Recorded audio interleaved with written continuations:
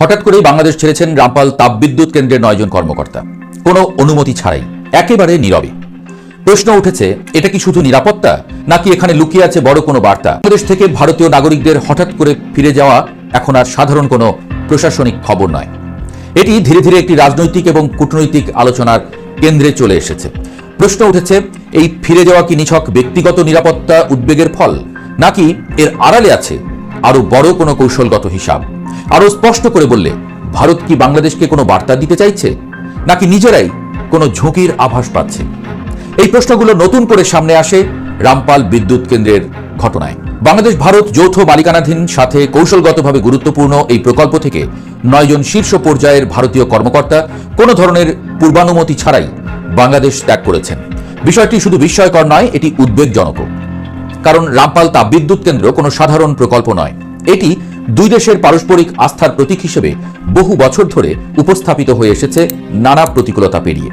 5 August 2024-এর পর বাংলাদেশ থেকে প্রায় 6000 ভারতীয় বাংলাদেশ ত্যাগ করে, যাদের বেশিরভাগ ছিল শিক্ষার্থী। কোন দেশ সাধারণত তাদের নাগরিকদের বিদেশে অবস্থানের ক্ষেত্রে হঠাৎ করে সিদ্ধান্ত নেয় না, বিশেষ করে প্রতিবেশী দেশগুলোতে। ভারতীয় পররাষ্ট্রনীতি বরাবরই নিরাপত্তা এবং কৌশলগত ঝুঁকির উপর দাঁড়িয়ে। কোনো দেশে যদি রাজনৈতিক অস্থিরতা, সহিংসতার আশঙ্কা কিংবা রাষ্ট্রীয় প্রতিষ্ঠানগুলোর কার্যকারিতা নিয়ে প্রশ্ন দেখা দেয়, তাহলে দিল্লি আগেভাগেই সতর্ক হতে শুরু করে। বাংলাদেশের বর্তমান বাস্তবতায় সেই সতর্কতার কারণ খুঁজে পাওয়া কঠিন নয়। রাজনৈতিক উত্তাপ বাড়ছে, সামনে নির্বাচন। অতীত অভিজ্ঞতায় নির্বাচন মানেই সহিংসতা, অবরোধ, হরতাল এবং যোগাযোগ ব্যবস্থা অচল হয়ে পড়ার আশঙ্কা ছাড়াও যুক্ত হয়েছে ভারত বিরোধী মনোভাব। এই জায়গায় এসে ভারত পরিস্থিতি খারাপ হওয়ার সম্ভাবনা দেখলেই আগাম ব্যবস্থা নেয়। এই আগাম ব্যবস্থার অংশ হিসেবেই অনেক সময় কর্মী, কূটনৈতিক সহায়ক স্টাফ কিংবা সাধারণ নাগরিকদের দেশে ফেরার পরামর্শ দেওয়া হয়। এই প্রেক্ষাপটে ভারতের ভিসা সেন্টার বা আইভ্যাকগুলোর কার্যক্রম সীমিত হয়ে আসা কিংবা কোথাও পুরোপুরি বন্ধ হয়ে যাওয়ার ঘটনাও গুরুত্বপূর্ণ। ভিসা সেন্টার কোনো উচ্চ পর্যায়ের কূটনৈতিক স্থাপনা নয়, কিন্তু ইতিহাস বলছে ঝুঁকি বাড়লে এসব জায়গার কর্মীরাই প্রথম সরিয়ে নেওয়া হয়। কারণ এতে একদিকে নিরাপত্তা ঝুঁকি কমে, অন্যদিকে এটি একটি নীরব সংকেত হিসেবেও কাজ করে। তবে এত কিছুর মধ্যেও রামপালের ঘটনা আলাদা করে প্রশ্ন তোলে, কারণ সেখানে নিরাপত্তার ঘাটতির যুক্তি অনেকের কাছেই গ্রহণযোগ্য মনে হয়নি। বিদ্যুৎ কেন্দ্র এলাকাটি সেনাবাহিনী, পুলিশ, আনসার সহ 4 স্তরের নিরাপত্তা বলয়ে ঘেরা। তাহলে এই নিরাপত্তাহীনতা এলো কোথা থেকে? এই প্রশ্নের উত্তর শুধু মাঠের বাস্তবতায় সীমাবদ্ধ নয়, বরং এর ভেতরে কূটনৈতিক হিসাবও লুকিয়ে থাকতে পারে। অনুমতি না নিয়ে দেশ ত্যাগ করা কূটনৈতিক শিষ্টাচারের ব্যত্যয়, বিশেষ করে যখন বিষয়টি একটি যৌথ প্রকল্পের শীর্ষ কর্মকর্তাদের।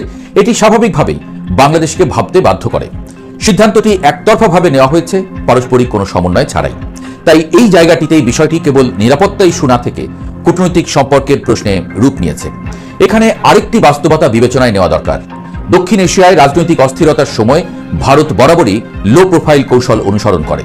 তারা প্রকাশ্যে বড় কোনো ঘোষণা দেয় না, কিন্তু ভেতরে ভেতরে নাগরিকদের নিরাপদে সরিয়ে নেওয়ার ব্যবস্থা করে। এটি অনেক সময় এতটাই নীরবে হয় যে ঘটনার পরেই বিষয়টি আলোচনায় আসে। আন্তর্জাতিক পরিসরে তাকালে এই আচরণ আরও পরিষ্কার হয়। যুক্তরাষ্ট্র বা ইউরোপীয় দেশগুলো সাধারণত ট্রাভেল অ্যাডভাইজারি জারি করে, নাগরিকদের সতর্ক থাকতে বলা হয়, কিন্তু সবাইকে ফিরিয়ে নেওয়া হয় না। তাহলে কি ঘটনাগুলো বড় কোনো সংঘাতের পূর্বাভাস? আপাত দৃষ্টিতে না। বাংলাদেশে এখনো এমন কোনো পরিস্থিতি তৈরি হয়নি যাকে নিশ্চিত সংকট বলা যায়। রামপালের মতো যৌথ প্রকল্পে ঘটে যাওয়া ঘটনা যদি সময় মতো ব্যাখ্যা এবং সমন্বয়ের মাধ্যমে সমাধান না করা হয়, তাহলে তা ভবিষ্যতে বড় আকার নিতে পারে। কারণ আস্থা ভাঙা সহজ, কিন্তু ফিরিয়ে আনা কঠিন। নিরাপত্তা ইস্যু একদিনের, কিন্তু কূটনৈতিক ক্ষত দীর্ঘস্থায়ী হয়। সব মিলিয়ে বলা যায়, বাংলাদেশ থেকে ভারতীয় নাগরিকদের ফিরে যাওয়া কোনো একক ঘটনার ফল নয়। এটি নিরাপত্তা, রাজনৈতিক বাস্তবতা এবং কৌশলগত হিসাব, এই তিনটির সম্মিলিত প্রতিফলন। তবে এই ঘটনাগুলো যদি অবহেলা করা হয়, স্বচ্ছভাবে মোকাবেলা না করা হয়, তাহলে তা শুধু আজকের প্রশ্নেই সীমাবদ্ধ থাকবে না। প্রশ্ন একটা থেকেই যায়, এটা কি শুধু সতর্কতা, নাকি ভবিষ্যতের জন্য পাঠানো কোনো নীরব সংকেত? আর আমরা কি সেই সংকেতটা ঠিকমতো বুঝতে পারছি? দেখুন, ক্রিকেটের খবর টবর খুব একটা আমি রাখি না, কিন্তু বাংলাদেশ ক্রিকেট নিয়ে কি চলছে এবং কি হতে পারে তা জানার জন্য কালকে আমি প্রেস ক্লাবে গিয়েছিলাম কয়েকজন ক্রীড়া সাংবাদিকের সঙ্গে আলোচনা করতে। আপনারা সবাই তাদের নাম শুনেছেন, গৌতম সরকার, অলোক বসু, আরো জুনিয়র সিনিয়র অনেক ক্রিকেটার রয়েছেন, আমি নাম ভারী করছি না বলে তাদের সঙ্গে একটু কথা বললাম যে ভাই আমার বড় দিদি যে কি চলছে, আমি তো খবর টবর রাখি না। বলো দাদা রাজনীতি চলছে। আমি বিশেষ করে গৌতমটাকে জিজ্ঞেস করলাম, গৌতম ভট্টাচার্য, তাই তিনি তো দীর্ঘদিন ধরে ক্রীড়া সাংবাদিকতা করছেন এবং তাকে চেনেন না বিশ্বের এমন কোন প্লেয়ার নেই গৌতম ভট্টাচার্যকে চেনেন না।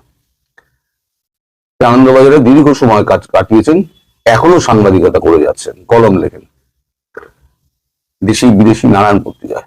গৌতম না আমাকে যেটা বললেন তার সারাংশ হচ্ছে এই যে রাজনীতি হচ্ছে ক্রিকেট নিয়ে, সেটা বিসিসিআই তো জানতো, আইসিসিও ধরে ফেলেছে। এখন আইসিসির যে কর্তা তিনি কে এবং তার পরিচয় কি সেটা আপনাকে নতুন করে ব্যাখ্যা করতে হবে না আপনাদের, কারণ আপনারা সবাই জানেন তার ব্যাকগ্রাউন্ড। এখন এই যে আইপিএল নিয়ে যত নাটক ফাটক গুলো হলো না, এই নাটকে এখন একটা যবনিকাপাত হয়েছে। যবনিকাপাত কি, বাংলাদেশ গোমুখ ধরেছিল যে শ্রীলঙ্কায় বা পাকিস্তানে যদি ম্যাচ স্থানান্তরিত না করা হয় আমরা ভারতে খেলতে যাব না, সিকিউরিটি রিজন। ভালো কথা, সেটা যদি বোর্ড যদি আপত্তি করতো তার একটা কথা ছিল, কিন্তু সরকারের মধ্যে ঢুকে গিয়ে তারা পরিষ্কার বলে দিল যে বাংলাদেশ এই আইপিএল এ অংশগ্রহণ করবে না। তো আইপিএল থেকে ছিটকে গেল। এখন এই যে রাজনীতি, সেই রাজনীতিটা প্রকাশ্যে চলে এসছে। আমি কয়েকদিন আগে ভিডিওতে বলেছিলাম যে বাংলাদেশি বলছে ক্রিকেটে রাজনীতি আনা উচিত না, খুব সঠিক কথা।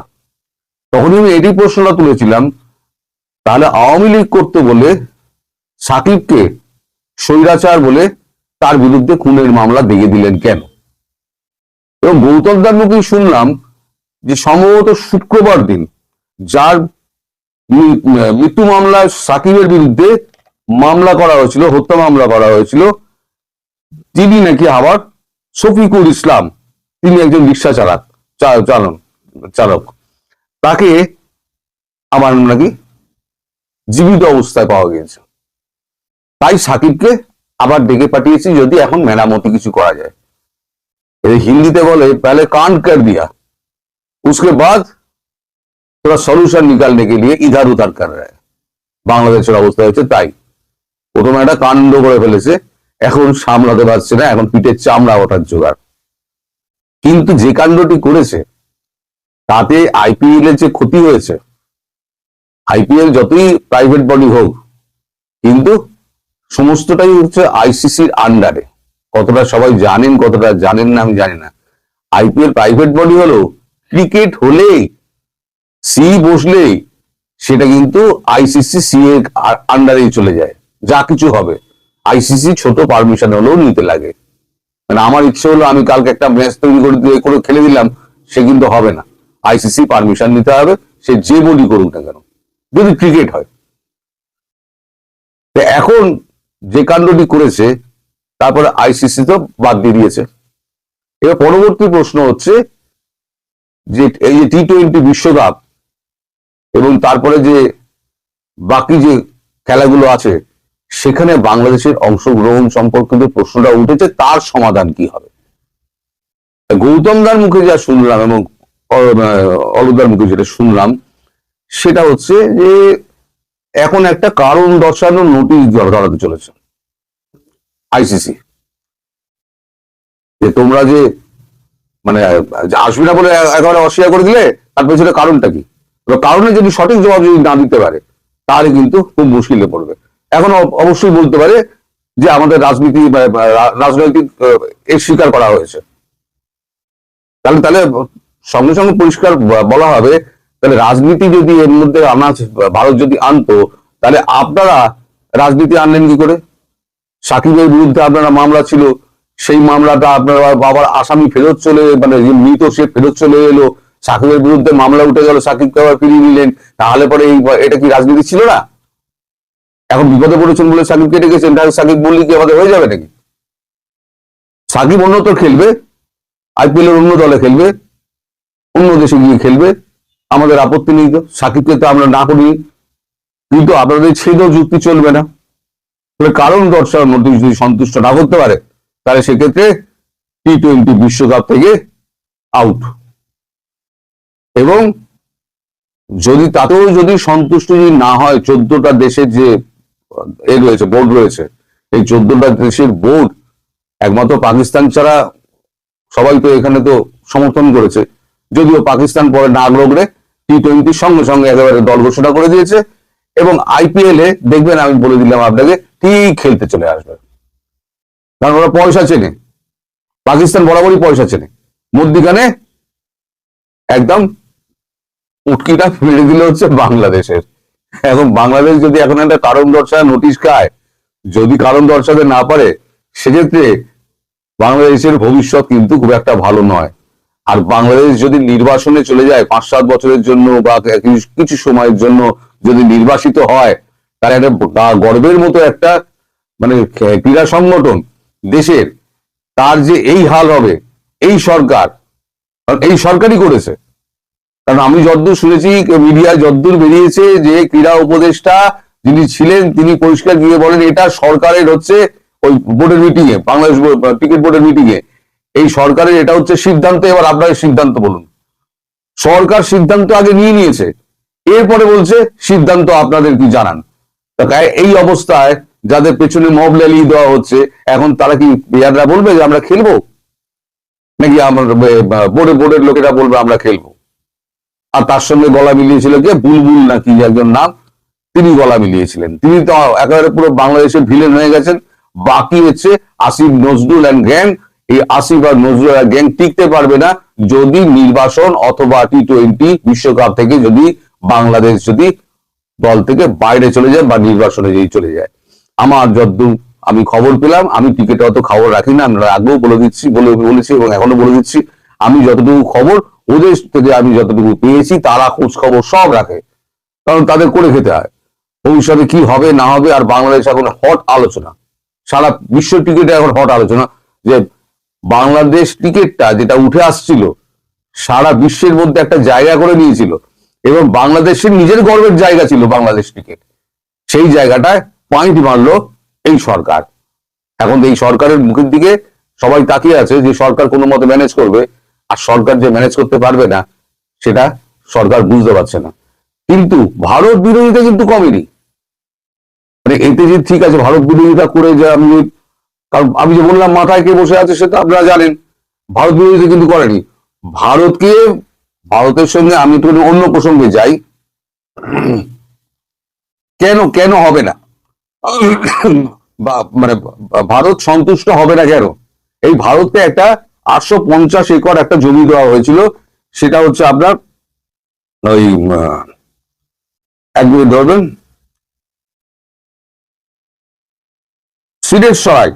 মিরেটসরাই বলে একটা জায়গায়, সেখানে 850 একর জায়গায় সেটা বরাদ্দ করা হয়েছিল।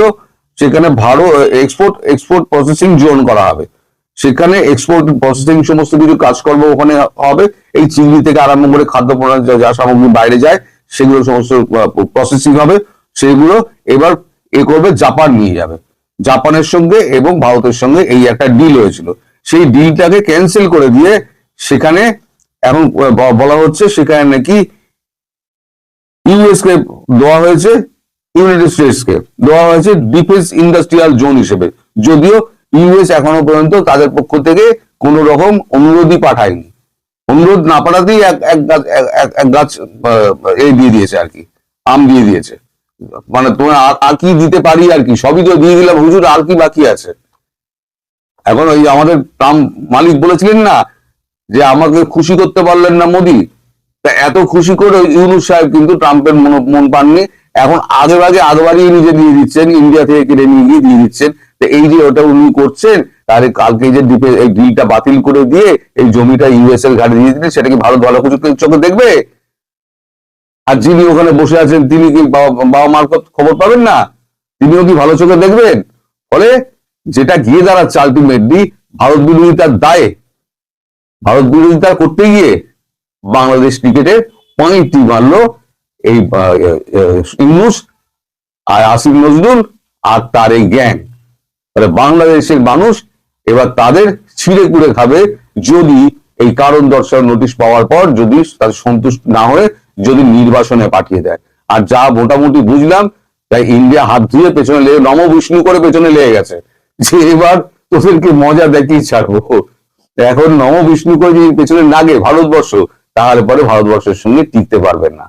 হুগলিতে ভারতবর্ষে 1000 মাইলের কাছেও আপনারা কেউ নেই, অন্তত নরেন্দ্র মোদী আর জয়শঙ্করের কাছে আপনারা কেউ নয়, আপনারা তেলাপোকা। সবাই ভালো থাকবেন দর্শক।